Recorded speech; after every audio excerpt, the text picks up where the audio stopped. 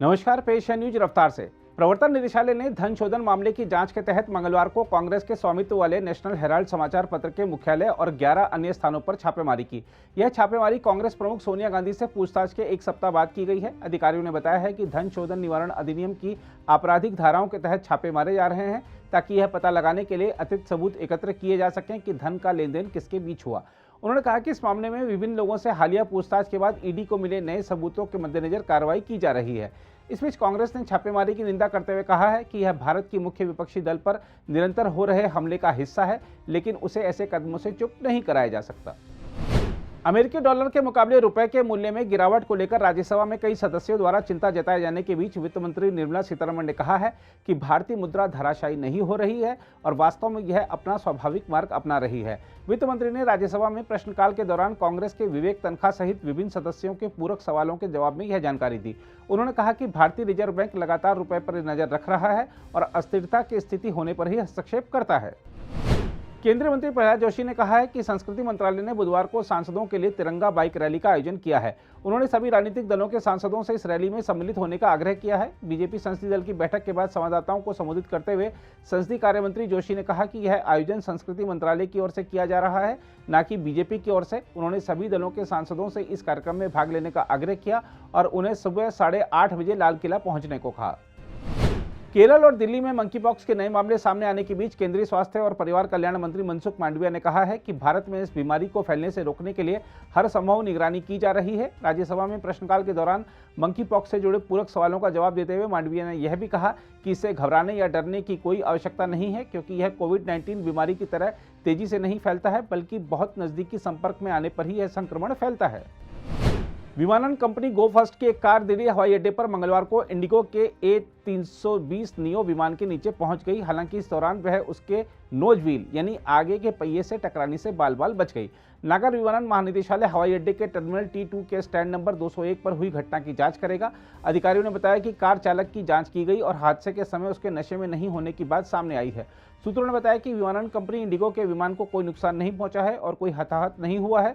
सूत्रों ने बताया कि विमान मंगलवार सुबह पटना के लिए रवाना होने के लिए तैयार था, तभी विमानन कंपनी गो फर्स्ट की एक स्विफ्ट डिजायर कार उसके नीचे आ गई। हालांकि वह नोज व्हील से टकराने से बाल बाल बच गई। उन्होंने बताया कि इसके बाद विमान ने तय समय पर पटना के लिए उड़ान भरी। करोड़ों रुपए के शिक्षक भर्ती घोटाले की जांच कर रहे प्रवर्तन निदेशालय के अधिकारियों ने मंगलवार को तृणमूल कांग्रेस के निलंबित नेता पार्थ चटर्जी की करीबी सहयोगी अर्पिता मुखर्जी से कथित तौर पर संबद्ध 2 और फ्लैट तथा एक दुकान में छापेमारी की।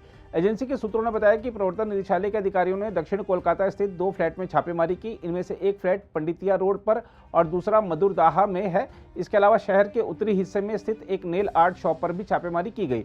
इस बीच अर्पिता ने मंगलवार को कहा कि प्रवर्तन निदेशालय ने उनके आवासों से जो रकम बरामद की है वह उनकी जानकारी के बिना ही उनके आवासों में रखी गई थी। पार्थ चटर्जी और अर्पिता मुखर्जी दोनों को दिन में चिकित्सा जांच के लिए शहर के दक्षिणी बाहरी इलाके में ESI जोका ले जाया गया था। अर्पिता ने एक वाहन से उतरने के बाद प्रतीक्षारत पत्रकारों से कहा, मेरी जानकारी के बिना मेरे घरों में पैसा रखा गया था। इससे पहले पार्थ चटर्जी ने भी कहा था कि वह एक साजिश का शिकार हुए हैं। प्रधानमंत्री नरेंद्र मोदी और मालदीव के राष्ट्रपति इब्राहिम सोलिह के बीच मंगलवार को हुई शिखर वार्ता के बाद भारत और मालदीव ने 6 समझौतों पर हस्ताक्षर किए। दोनों देशों के बीच क्षमता निर्माण, साइबर सुरक्षा, आवास, आपदा प्रबंधन और बुनियादी ढांचे में सहयोग बढ़ाने को लेकर समझौते हुए हैं। शिखर वार्ता के बाद प्रधानमंत्री मोदी ने कहा कि मालदीव को 10 करोड़ अमेरिकी डॉलर की अतिरिक्त ऋण सुविधा प्रदान करने का निर्णय लिया गया है, ताकि सभी परियोजनाओं को समय पर पूरा किया जा सके। उन्होंने कहा कि दोनों देशों के बीच मैत्रीपूर्ण संबंधों में नया जोश देखने को मिला है और नजदीकियां बढ़ी हैं। उन्होंने कहा, कोविड महामारी से उत्पन्न चुनौतियों के बावजूद हमारे बीच का सहयोग व्यापक साझेदारी का रूप ले रहा है। उन्होंने कहा कि मालदीव भारत का सच्चा मित्र रहेगा। चीन ने अलकायदा नेता अयमान अल जवाहिरी के अफगानिस्तान में काबुल के नजदीक अमेरिकी ड्रोन हमले में मारे जाने पर सधी हुई प्रतिक्रिया दी है। चीन ने कहा है कि वह आतंकवाद के सभी स्वरूपों के खिलाफ है, लेकिन साथ ही आतंकवाद रोधी अभियान के दोहरे मानक और दूसरे देशों की संप्रभुता की कीमत पर इसे अंजाम देने के खिलाफ है। गौरतलब है कि अमेरिकी राष्ट्रपति जो बाइडेन ने अल जवाहिरी की मौत की घोषणा की है। उन्होंने बताया कि जवाहिरी शनिवार शाम को CIA द्वारा काबुल में एक घर पर किए गए हमले में मारा गया, जहां वह परिवार के सदस्यों से मिलने के लिए रुका था।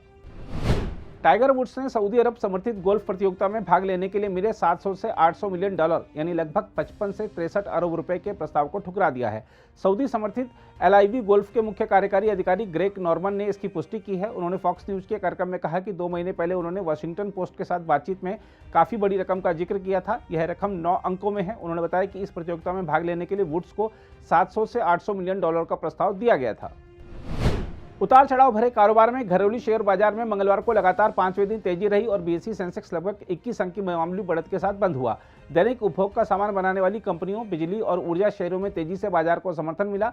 30 शेयरों पर आधारित बीएसई सेंसेक्स 20.86 अंक यानी 0.04% की तेजी के साथ 58,136.36 अंक पर बंद हुआ।